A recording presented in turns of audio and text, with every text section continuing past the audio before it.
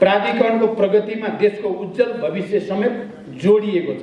प्राधिकरणको कार्यकारी निर्देशकमा कुलमानजीलाई ल्याएपछि हाम्रो सङ्कल्प, इमानदारी र मेहनतको कारण हामीले 18 घण्टाको लोड सेडिङ अन्त्य गरेर देशलाई उज्यालोतर्फ अघि बढाएका थियौँ। दोस्रो पटक प्रधानमन्त्री हुँदा देशले वर्षाको समयमा समेत बिहोरिरहेको लोड सेडिङको कहाली लाग्दो अवस्थालाई सम्झिरहेको छु। और अगर तुम लोग नए हो तो सब्सक्राइब करो, वो जो लाल वाला बटन है उस पर फूट फेंक के मारो या फिर मोमबत्ती, मुझे नहीं पता, बस क्लिक हो जाना चाहिए। कार्यक्रम सञ्चालकलाई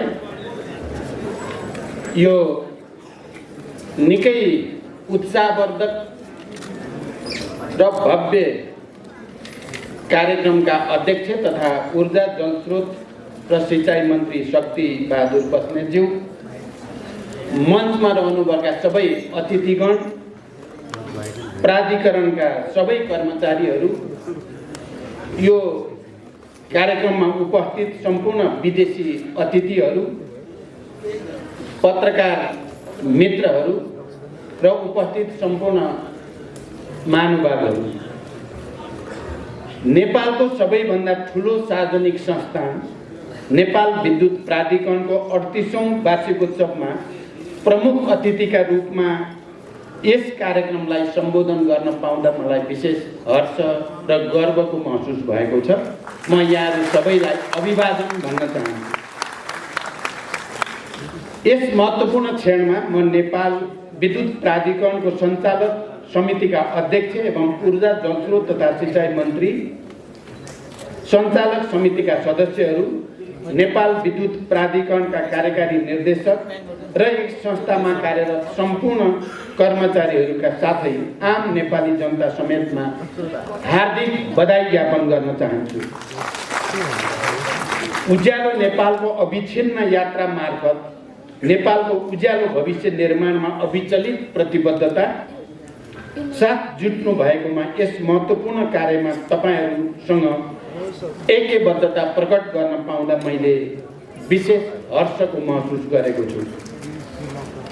विद्युत प्राधिकरणको 38औं वार्षिक उत्सवलाई सम्बोधन गर्न यस प्रोग्राममा आउँदै गर्दा मैले 2073 को श्रावणमा दोस्रो पटक प्रधानमन्त्री हुँदा देशले वर्षाको समयमा समेत बिहोरिरहेको लोड सेडिङको कहाली लाग्दो अवस्थालाई सम्झिरहेको छु। त्यसबेला बिजुलीको पहुँच भएको ठाउँमा दिनमा कतिपय ठाउँमा 18 घण्टासम्म लोड सेडिङ हुने गरेको थियो भने देशका करिब 40% जनतामा विद्युतको 40% जनता विद्युतको पहुँच भन्दा बाहिर थिए। लोड सेडिङको कारण उद्योग व्यवसायको अवस्था निकै नै दयनीय थियो र नागरिकको दैनिक क्रियाकलाप नराम्ररी प्रभावित थियो। प्राधिकरणको वित्तीय अवस्था अत्यन्तै नाजुक थियो भन्ने कुरा अहिले भर्खरै प्राधिकरणका कार्यकारी निर्देशक कुलमान घिसिङजीले प्रस्तुत गर्नुभएको तथ्याङ्कबाट पनि प्रष्ट भएको छ। त्यस्तो बेला मैले 3 महिनाभित्र देशमा लोड सेडिङ अन्त्य गर्ने र प्राधिकरणलाई घाटाको स्थितिबाट नापामा लाने कुरा गर्दै गर्दा मानिसहरूले पत्याउँदैनथे र प्रधानमन्त्रीले मजाक गरेको हो कि भनेर पनि प्रचार भएको थियो। कतिले त लोड सेडिङ यदि अन्त्य भयो भने खुला मञ्चमै आत्महत्या गर्ने कुरा पनि गरेका थिए। प्राधिकरणको कार्यकारी निर्देशकमा कुलमानजीलाई ल्याएपछि हाम्रो सङ्कल्प, इमानदारी र मेहनतको कारण हामीले 18 घण्टाको लोड सेडिङ अन्त्य गरेर देशलाई उज्यालोतर्फ अघि बढाएका थियौँ। नदी नाला र हिम श्रृङ्खलाको बाहुल्यताले जल सम्पदामा प्रकृतिको आशीर्वाद प्राप्त हाम्रो देश जलविद्युत उत्पादनमा अत्यन्त उच्च सम्भावना भएको देशको रूपमा परिचित छ। देशभित्र पनि विश्वभरि पनि जलवायु जोखिमसँग सम्बन्धित पक्षहरूलाई समेत मनन गर्दै बिना विलम्ब यो अवसरको उपयोगिता लिन हामी पछि पर्नु हुँदैन। आन्तरिक विद्युत खपतको वृद्धि गर्दै किनकि हामीले आन्तरिक विद्युत खपतलाई उच्च प्राथमिकतामा राख्नै पर्दछ। वृद्धि गर्दै ऊर्जा सुरक्षा हासिल गर्नुका अतिरिक्त स्वदेशी विद्युत माग पूरा गरी बढी भएको परिमाणको विद्युत निर्यातका लागि समेत स्पष्ट लक्ष्यका साथ हामी अगाडि बढिरहेका छौँ। नेपालको जलविद्युत विकासमा उल्लेखनीय सहभागिता मार्फत विद्युत उत्पादनको बढ्दो हिस्साका लागि योगदान पुर्याइरहेका निजी क्षेत्रको उत्पादित विद्युत समेत खरिद गरिरहेको नेपाल विद्युत प्राधिकरणले आफै वा आफ्ना सहायक कम्पनीहरू मार्फत आगामी दिनमा विद्युत उत्पादनका क्षेत्रमा सशक्त र अग्रणी भूमिकामा आफूलाई प्रस्तुत गर्दै जाने अपेक्षा र विश्वास मैले लिएको छु। योग्य र सक्षम जनशक्ति भएको नेपाल विद्युत प्राधिकरणको संलग्नतामा आगामी दिनमा 1200 मेगावाट क्षमताको बुढीगण्डकी जलाशय युक्त परियोजना तथा 10,800 मेगावाट क्षमताको बहुआयामिक कर्णाली चिसापानी जस्ता ठूला जलविद्युत आयोजनाहरूको निर्माण अघि बढाउने सोच र योजनाका साथ नेपाल सरकार अघि बढिरहेको अवस्था तपाईहरुसँग राख्न पाउँदा मलाई विशेष हर्ष र गर्वको महसुस भएको छ। मैले पहिलोचोटि प्रधानमन्त्री हुँदा नै मेगा कुनै प्रोजेक्ट अगाडि बढाउने सपना देखेको थिएँ र त्यसमध्येको कर्णाली चिसापानी 10,000 भन्दा बढी मेगावाटको सपना थियो। अहिले प्राधिकरणसँग कुरा गरेर अब हामी त्यसको ठोस रूपमा अध्ययन प्रक्रिया अगाडि बढाउँदैछौँ। यो सम्पूर्ण नेपालीहरूको निम्ति खुसी र गर्वको विषय हो भन्ने मलाई महसुस भएको छ। जलविद्युत आयोजनाहरूको समय सीमाबद्ध विकास र सोसँग सम्बन्धित सम्पूर्ण ऊर्जा संरचनाको निर्माणमा नेपाल सरकारको उच्चतम प्राथमिकता सदाशयता र सहयोग रहने प्रतिबद्धता पनि म यस अवसरमा व्यक्त गर्न चाहन्छु। यसका लागि सरकारले नयाँ विद्युत ऐन र अन्य आवश्यक नीति निर्देशिका ल्याउन समेत कुनै कसर बाँकी राख्ने छैन भन्ने विश्वास पनि व्यक्त गर्न चाहन्छु। ऊर्जा सुरक्षालाई पनि एकीकृत राष्ट्रिय सुरक्षाकै अङ्गको रूपमा लिँदै जलविद्युतको प्रचुर उत्पादनबाट हरित स्वच्छ ऊर्जा उत्पादकका रूपमा नेपालको अन्तर्राष्ट्रिय जगतमा समेत परिचय स्थापित गरी सन् 2045 सम्ममा शून्य कार्बन उत्सर्जन गर्ने प्रतिबद्धता पूरा गर्न कार्ययोजनाका साथ अघि बढ्नु पर्दछ। नेपालले ग्रीन हाइड्रोजन उत्पादन र प्रयोगमा पनि विशेष ध्यान केन्द्रित गर्नुपर्ने बेला आइ नै सकेको छ। सरकारले चाँडै नै ग्रीन हाइड्रोजन सम्बन्धी नीति जारी गर्दैछ जुन आफैमा दूरगामी महत्त्वको घोषणा हुनेछ। ग्रीन हाइड्रोजन व्यापारिक रूपले सम्भाव्य हुने अवस्थामा नेपाल हरित ऊर्जाको केन्द्र बन्नेछ। यसबाट सरकारले स्वच्छ र नवीकरणीय ऊर्जाको विकास र खपत गर्दै कार्बन उत्सर्जन घटाउने लक्ष्यमा सहयोग पुग्नेछ। तसर्थ म सम्बन्धित निकायलाई यस सम्बन्धी थप अनुसन्धान र ज्ञानमा आधारित प्रविधिको विकासमा जोड दिन विशेष आग्रह गर्न चाहन्छु। विश्वव्यापी रूपमा भइरहेको जलवायु परिवर्तनले नेपालको जलस्रोत क्षेत्रमा परिरहेको प्रभाव अत्यन्त संवेदनशील रहेको छ।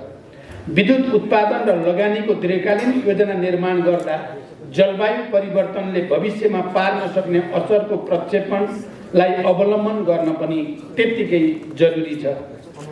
आज मासिक 20 युनिटसम्म खपत गर्ने ग्राहकलाई निःशुल्क विद्युत उपलब्ध गराउने निर्णयबाट गरिबीको रेखामुनि रहेका करिब 20 लाख घरधुरीले निःशुल्क रूपमा विद्युत प्रयोग गरिरहेका छन् भने जहाँ खेतीयोग्य जमिन त्यहाँ सिँचाइ कार्यक्रम अन्तर्गत सिँचाइमा प्रयोग हुने विद्युतमा 75% सम्म शुल्क कम गरिएको छ, जसबाट कृषि उत्पादनमा प्रत्यक्ष योगदान पुग्ने विश्वास हामीले लिएका छौँ। आगामी 2 वर्षभित्र सबै नेपाली जनताको घर दैलोमा विद्युत पुर्याउने लक्ष्य अनुरूप नेपाल विद्युत प्राधिकरणले विद्युतीकरणलाई प्राथमिकताका साथ अघि बढाइरहेको छ। अहिले भर्खरै हामीले सुन्यौं पनि सोही अनुरूप अपेक्षित लक्ष्य हासिल गर्न प्राधिकरण सफल हुनेमा म विश्वस्त छु। यसबाट आम जनताको जीवनशैलीमा सकारात्मक परिवर्तन आउनुको साथै अर्थतन्त्रले समेत उल्लेख्य गति लिनेछ भन्ने विश्वास गरिएको छ। सरकारले उपयुक्त नीति र कार्ययोजना सहित आन्तरिक विद्युत माग वृद्धि गर्न विद्युतीय सवारी साधनहरू, विद्युतीय चुलो आदिको प्रयोगमा प्रोत्साहन गरेको छ र आउने दिनमा पनि त्यो नीतिलाई कायम राखिनेछ। साथै बढी विद्युत खपत गर्ने उद्योग कल कारखानाको स्थापना र सञ्चालनमा उपयुक्त वातावरण निर्माण गर्न र विद्युतको अधिकतम उपयोगलाई राष्ट्रिय अर्थतन्त्र र समृद्धिको मजबुत आधारको रूपमा आत्मसात गरी अघि बढ्न सम्बन्धित सबै मन्त्रालय र निकायहरूको आपसी समन्वयमा मैले विशेष जोड दिँदै आएको छु र प्राय मन्त्री परिषदको बैठकमा यो विषयलाई प्राथमिकताका साथ व्याख्या गरिँदै आएको छ। आर्थिक समृद्धिको अभियानमा प्राधिकरणले आफूलाई अब्बल साबित गर्दै सशक्त भूमिका र दायित्व बोध सहित आफ्ना विविध परियोजनाहरू प्रक्षेपित कार्यतालिका भित्रै सम्पन्न गर्न अपरिहार्य रहेको तर्फ समेत मैले प्राधिकरणको विशेष ध्यानाकर्षण गराउन चाहन्छु। प्राधिकरणको प्रगतिमा देशको उज्जवल भविष्य समेत जोडिएको छ। मैले यहाँ बस्दै गर्दा कार्यकारी प्रमुखसँग सोधेँ, यो सबै कर्मचारी विद्युत प्राधिकरणकै हो या बाहिरबाट मान्छे ल्याइए हो भनेर सोधेँ। अनि उहाँले बताउनु भयो कहाँ 15-16 हजार छन्, सब प्राधिकरणकै हो। मैले धेरै खुसी लागेको छ। तपाईँहरू सबैलाई पनि म विशेष धन्यवाद भन्न चाहन्छु। त्यसैले यो संस्थाले जनतालाई गुणस्तरीय सेवा दिन कम लागतमा आयोजनाहरू निर्माण गरी विद्युतको मूल्य नियन्त्रण गर्न, औद्योगिक विकासका लागि पर्याप्त गुणस्तरीय विद्युत उपलब्ध गराउन आफूलाई अब्बल साबित गर्नु आजको प्रमुख जिम्मेवारी हो।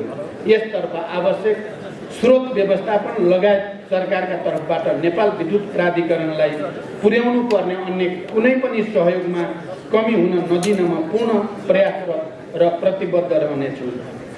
स्वदेशमा उत्पादित जलविद्युतलाई आन्तरिक माग पूरा गरी अन्तर्देशीय बजारको पहुँच दिलाउन मैले भारत भ्रमणका क्रममा मेरा समकक्षी प्रधानमन्त्री श्री नरेन्द्र मोदीजीसँग भएका समझदारीलाई दीर्घकालीन विद्युत व्यापारको एक महत्त्वपूर्ण माइलस्टोन कोचे ढुङ्गाको रूपमा लिएको छु। देशले आउँदो 10 वर्षमा जलविद्युतको तीव्र विकास र अधिकतम स्वदेशी खपतबाट व्यग्रतापूर्वक ठुलो आर्थिक रूपान्तरणको तयारी र प्रतीक्षा गरिरहेको छ। हाल करिब 450 मेगावाट विद्युत निर्यात भइरहेको अवस्थाबाट नेपालको विद्युत निर्यातलाई 10,000 मेगावाटसम्म पुर्याउने गरी द्विपक्षीय सम्झौतामा नेपाल र भारत बीच प्रारम्भिक हस्ताक्षर भइसकेको सन्दर्भलाई दक्षिण एसियाकै विद्युत व्यापारको क्षेत्रमा उल्लेखनीय पहल कदमीको रूपमा हेरिएको छ। यसबाट नेपालमा जलविद्युत लगानीको थप उपयुक्त वातावरण निर्माण भएको छ भने दीर्घकालीन विद्युत व्यापारका लागि स्वदेशी तथा अन्तर्देशीय प्रसारण संरचनाको तयारी पूरा गर्न एवं विश्वसनीय कार्ययोजना तर्जुमा गर्न हौसलाका साथै सम्बन्धित मन्त्रालय र सबै सरकार निकायहरूको समन्वयपूर्ण योगदान आवश्यक रहन्छ।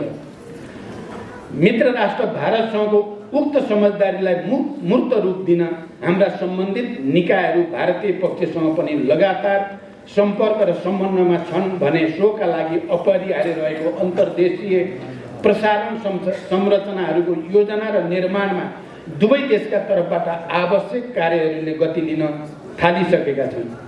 बुटोल गोरखपुर 400 केबी प्रसारण लाइन निकट भविष्यमै निर्माणको चरणमा जाने गरी नेपाल र भारत दुवैतर्फ आवश्यक कार्य अघि बढिरहेको छ। थप 2 नेपाल भारत 400 केबी प्रसारण लाइनहरू इनरुवा, पूर्णिया र दोधारा बरेलीको निर्माण प्रारूप आगामी 2 महिनाभित्र ऊर्जा सचिव स्तरीय संयन्त्र मार्फत सहमतिमा पुर्याउन मैले आवश्यक निर्देशन दिइसकेको छु। यसै वर्षायामभित्र नेपाल बङ्गलादेश विद्युत व्यापार सुरु हुने गरी नेपाल भारत र बङ्गलादेशका सम्बन्धित निकायहरूबीच सम्झौतामा हस्ताक्षरको अन्तिम तयारी भइ नै रहेको छ र अन्तर्देशीय प्रसारण संरचनाको निर्माणमा त्रिपक्षीय समझदारी जुटाई उल्लेख्य परिमाणमा नेपाल बङ्गलादेश विद्युत व्यापारलाई भविष्यमा क्रमशः बढाउँदै लैजाने परिस्थिति बनेको छ।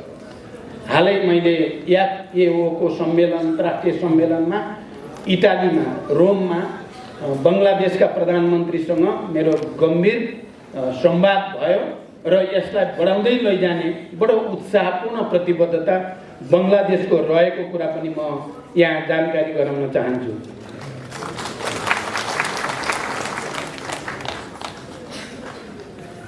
मेरो आगामी महिनामा हुने चीन भ्रमणमा ऊर्जा क्षेत्रका सम्बन्धमा दूरगामी र महत्त्वपूर्ण सहमति हुने विश्वास पनि मैले लिएको छु।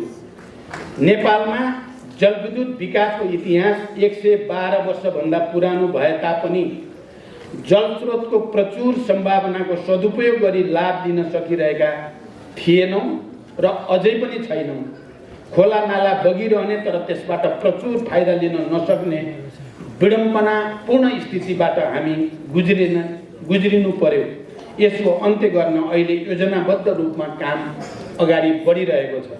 अहिले देशभरका खोला नाला तथा नदीहरूमा जलविद्युत आयोजनाहरूको विकासका लागि केही न केही काम भइ नै रहेका छन्। नदी प्रवाही जलविद्युत आयोजनाहरूको बाहुल्यताले नवीकरणीय स्वच्छ विद्युतीय ऊर्जाको प्रयोगबाट ग्रिन हाइड्रोजनको उत्पादनमा नेपालले आफूलाई अग्रणी भूमिकामा स्थापित गर्न सक्ने बृहत अवसर सदुपयोग गर्न हामी चाँडै आवश्यक नीति तर्जुमा गर्दछौँ र भारत लगायत अन्य देशहरूसँगको सहकार्यलाई ग्रिन हाइड्रोजनको व्यापारिक उत्पादन, भण्डारण, परिवहन र विद्युतीय रूपान्तरणमा मार्ग प्रशस्त गर्दै अघि बढ्ने योजनाको तयारी भइरहेको हुँदा नेपाल विद्युत प्राधिकरणले यस कार्यमा रिसर्च एन्ड डेभलपमेन्ट लगायतका गतिविधि मार्फत प्रविधि मैत्री रूपमा आफूलाई समेत तयारी अवस्थामा राख्ने अपेक्षा मैले लिएको छु। आउने पिँढीलाई अँध्यारोमा राख्ने या उज्यालो भविष्य दिएर जाने भन्ने गम्भीर प्रश्न हाम्रो पुस्तालाई सदैव रहेको छ र रहिरहनेछ। एउटा आयोजना सम्पन्न हुन 5-6 वर्ष समय लाग्छ, तसर्थ हाम्रो पुस्ताले गुणस्तरीय सेवा प्राप्त गर्न र आउने पिँढीलाई उज्यालो भविष्य दिन विकासका कार्यमा राजनीति गर्ने होइन, सबै इमानदार भएर एकजुट हुन जरुरी छ। अन्त्यमा नेपाल विद्युत प्राधिकरणले सम्भव भएसम्म आफूले प्रवाह गर्ने विद्युत सेवामा कुनै कमी हुन नदिई उल्लेखनीय नाफा आर्जन सहित आम नेपाली जनताको मन जित्ने गरी आफ्नो कार्यक्षमता प्रदर्शन गर्न सकेकोमा प्राधिकरण सञ्चालक समिति, कार्यकारी निर्देशक, सिङ्गो नेपाल विद्युत प्राधिकरणलाई बधाई दिँदै थप समर्पणका साथ उज्यालो नेपालको यात्रामा अविचलित भई लागिरहन हार्दिक शुभकामना व्यक्त गर्दै बिदा हुन्छु। धन्यवाद। अभिवादन।